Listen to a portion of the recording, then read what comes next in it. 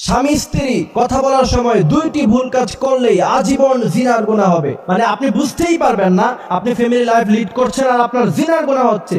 আমার জানার মধ্যে এমন অনেক ফ্যামিলি আছে, আমি জানি যে এদের বিবাহ সম্পর্ক নাই, এরা জিনা করতেছে, কিন্তু তারপরেও সামাজিকতা রক্ষা করতে বা সমাজ কি বলবে এই কারণে আমরা অনেক সময় বলি না, কিন্তু জানি। এই কারণে আগে ইসলামিক নলেজ আপনাকে রাখতে হবে। স্বামী স্ত্রী ঝগড়া লাগছেন, এমন সময় যদি এই ভুলগুলো করে ফেলেন তাহলে আজীবন জিনার বেড়া। এই কারণে মাথা ঠান্ডা রাখবেন। স্বামী স্ত্রী কথা বলার সময় ঝগড়া যদি কখনো লেগেই যায়, ঝগড়া লাগতেই পারে, তালাকের ব্যাপার কখনো মাথায় আনবেন না।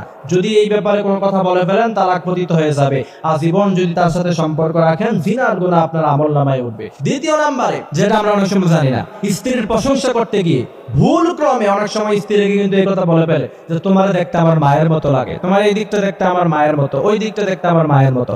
যদি এই কথা ভুলেও কখনো আপনার স্ত্রীকে বলে ফেলেন তাহলে কিন্তু আপনি স্ত্রীর সাথে আপনি সংসার করতে পারবেন না। সেখানে